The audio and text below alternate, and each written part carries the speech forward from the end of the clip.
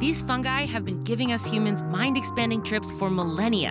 They grow all over the planet, but are illegal almost anywhere you go. During the Spanish Inquisition, they were even denounced as a tool of the devil. But today we know there's much more nuance to these magical mushies. This is the psilocybin mushroom.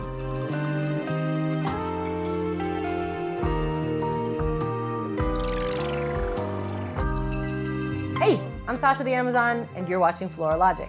Today we're taking a trip with the world's most fantastical fungi, psilocybin mushrooms. Better known as magic mushrooms, mushrooms, or shrooms. Psilocybin mushrooms actually refer to about 200 different species of mushrooms that grow all over the world. When eaten, psilocybin mushrooms cause a psychedelic effect that's experienced as hallucinations, euphoria, altered thinking, and changes in perception and mood. The compound in magic mushrooms that make them so magical is their namesake, psilocybin. Once ingested, the liver converts this compound into another called psilocin. Psilocin molecules are almost the exact same shape as serotonin, the neurotransmitter that regulates mood. Because they're so similar, psilocin can dock itself into the serotonin receptors in the brain, causing euphoria and all the other common psychedelic effects I mentioned. Fungi are the primary source of naturally occurring psychedelics in the world, and the most potent of them belong to the genus Psilocybe. Despite the power they pack to send you sailing on a riverboat ride through your own mind, these little brown mushrooms are quite understated at first glance. But bruise or crush them, and most species of this genus will turn a characteristic deep blue. I'm not gonna lie, seeing a mushroom turn blue sounds like what happens after you eat these psychedelics.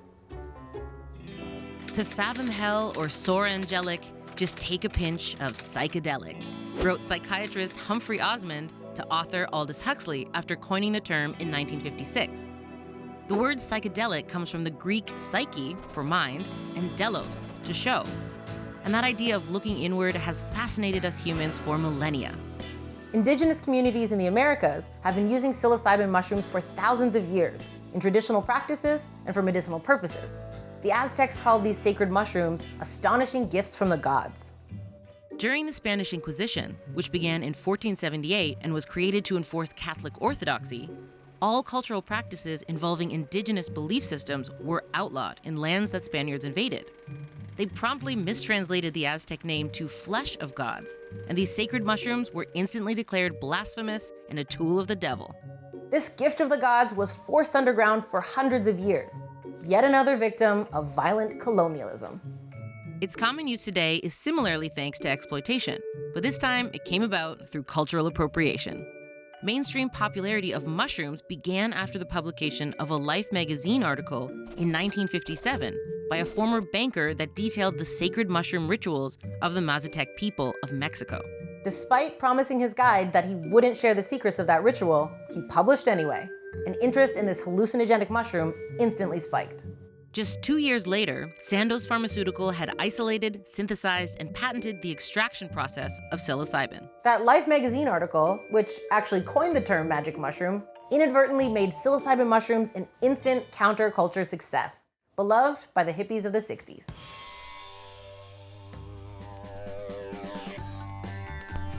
This then directly led to mushrooms being included in the Controlled Substances Act of 1970 in the United States, and being classified a Schedule I drug.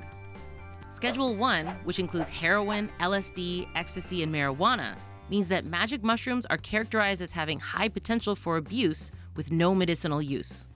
Despite being classified as a Schedule I drug, it's difficult to overuse mushrooms, and physical and psychological dependence are essentially unheard of. Mushrooms have low toxicity and are generally well tolerated. A 2016 study found that of 12,000 users, only 24 reported having to seek emergency medical care after taking mushrooms. Overdose for some drugs means death. But in the case of shrooms, overdose can be described as a very, very bad trip. Expect intense and terrifying hallucinations, panic attacks, vomiting, diarrhea, paranoia, and sometimes even psychosis. An overdose usually lasts 6 to 8 hours, but can take upwards of several days to completely fade. Like all hallucinogens, tolerance is built quickly. So the more you take, the more you'll need to take next time to experience the same result. This increases the risk of overdose, since the potency of mushrooms can vary. Actually, the biggest risk in taking shrooms is accidentally ingesting a poisonous species, which outnumber psilocybin-containing mushrooms about 10 to 1. While other toxic mushrooms may also give you a trip, they can cause anything from gastrointestinal distress to kidney failure, depending on the species. The long and the short of it is that mushrooms will probably not be the cause of your untimely passing. In fact, they may even help terminal cancer patients cope with the knowledge of their impending death.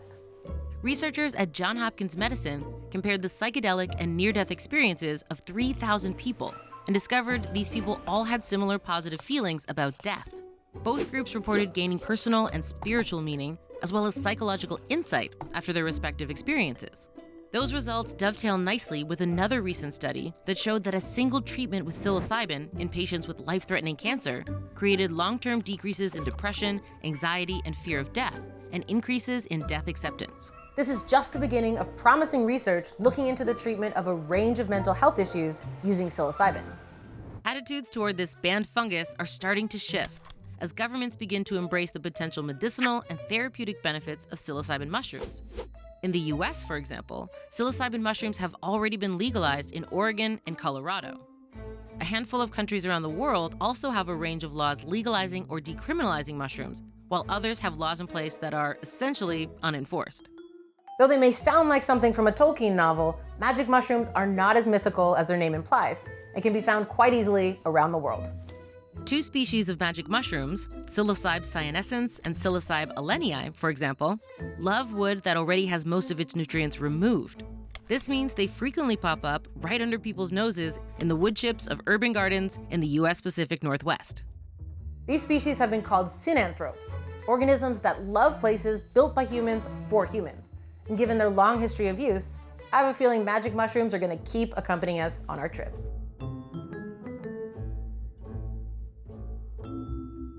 So what should we talk about next? Let me know in the comments, and don't forget to subscribe for new episodes every week. Bye!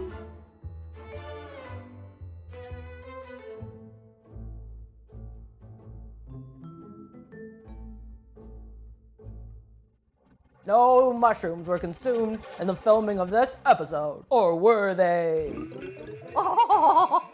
What's happening? This is like...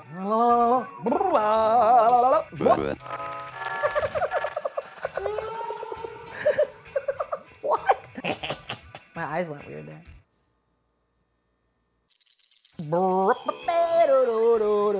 Yeah, one more time.